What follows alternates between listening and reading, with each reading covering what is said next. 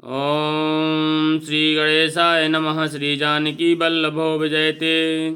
श्री रामचरितमानस षष्ठ सोपान लंका कांड श्लोक।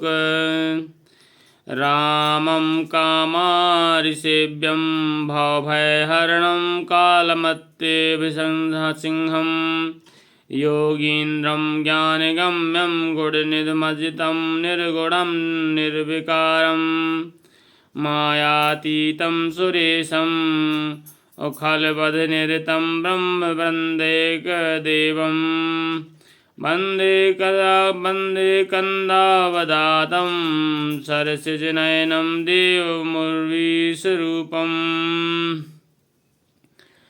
कामदेव के शत्रु शिव जी के सेव्य भाव जन्म मृत्यु के भय को न हरने वाले काल रूपी मत वाले हाथी के लिए सिंह के समान योगियों के स्वामी योगीश्वर ज्ञान के द्वारा जानने योग्य गुणों की विधि अजय निर्गुण निर्विकार माया से परे देवताओं के स्वामी दुष्टों के वध में तत्पर ब्राह्मण वृंद के एकमात्र देवता रक्षक है। जल वाले मेघ के समान सुंदर श्याम कमल के से नेत्र वाले पृथ्वीपति राजा के रूप में परम देव श्री रामचंद्र जी की मैं वंदना करता हूँ।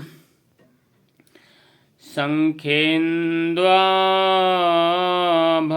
भमति वसुंदरतनुं शार्दूल चर्मांबरम काल व्याल कराल भूषणधरम गंगा शशांक प्रियम काशीशं कलिकलतपोघशमनं कल्याणकल्पद्रुमम् नौमि अन्यगिरिजापतिं गुणनिधिं कंदर्पहं शंकरम्। शंख और चंद्रमा की सी कांति के अत्यंत सुंदर शरीर वाले व्याघ्र चर्म के वस्त्र वाले काल के समान भयानक सर्पों का भूषण धारण करने वाले गंगा और चंद्रमा के प्रेमी काशीपति कलयुग के पाप समूह का नाश करने वाले कल्याण के कल्प वृक्ष गुण के निधान और कामदेव को भस्म करने वाले पार्वती पति वंदनीय श्री शंकर जी की को मैं नमस्कार करता हूँ।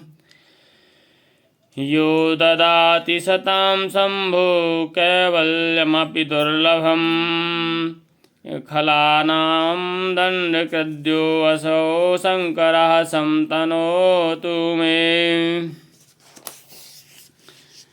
जो सत्पुरुषों को अत्यंत दुर्लभ हैं कैवल्य मुक्ति तक दे डालते हैं और जो दुष्टों को दंड देने वाले हैं वे कल्याणकारी श्री शंभु मेरे कल्याण का विस्तार करें। श्री राम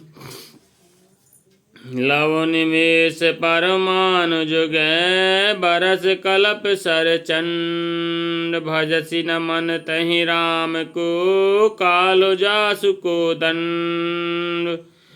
लव निमेष परमाणु वर्ष युग और कल्प जिनके प्रचंड बाण हैं और काल जिनका धनुष है वे मन तू उन श्री रामचंद्र जी को क्यों नहीं भजता।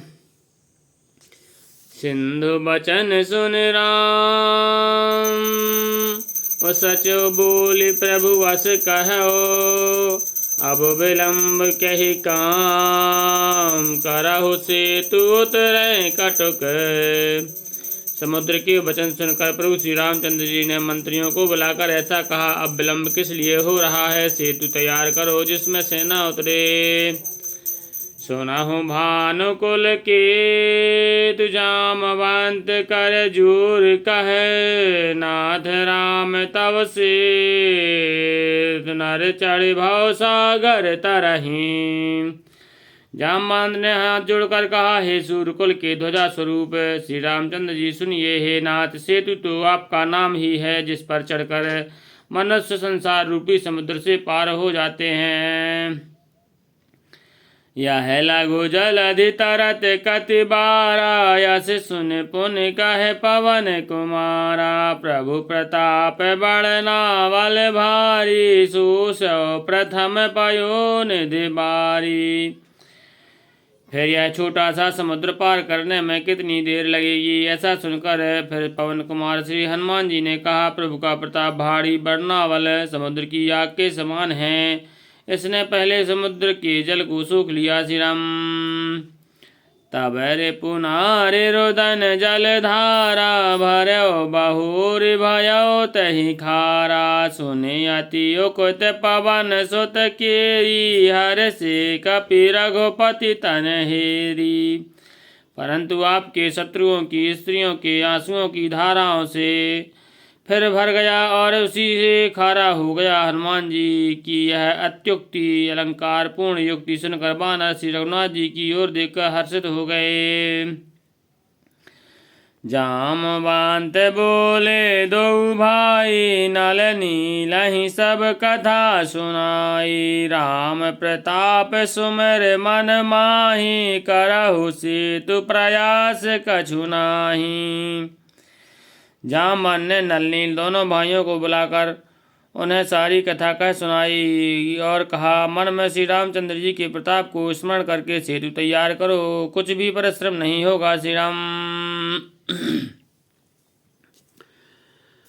बोल लिए कपिन करे बहोरी सकल सुनहु बिनती कछु मोरी। राम चरण पंकज और धरहु कौतुक के भालु कपि करहु। फिर वानरों के समूहों को बुला लिया और कहा, आप लोग मेरी कुछ विनती सुनिए। अपने हृदय में श्री रामचंद्र जी के चरण कमलों को धारण कर लीजिए और सब भालू और वानर एक खेल कीजिए। श्री राम धावहु मर कट बिकट बरू था, आनहु बेटप गिरहि के जूथा। सुन कपि भालु चले कर चूहा, जय रघुवीर प्रताप समूहा। विकट वानरों के समूह आप दौड़ जाइए और वृक्षों और पर्वतों के समूहों को उखाड़ लाइए। यह सुनकर वानर और भालू हु कार करके और श्री रघुनाथ जी के प्रताप समूह की अथवा प्रताप के पुंज श्री रामचंद्र जी की जय पुकारते हुए चले। अति उतंग गिरिपाद लीलहि लेहि उठाय, आनि देहि नल नीलहि रचहित सेतु बनाए। लखन श्री रामचंद्र की जय, उमापति महादेव की जय, पवन सुत हनुमान की जय, गोसाई तुलसीदास की जय, बोलो भाई सब संतन की जय। आरती श्री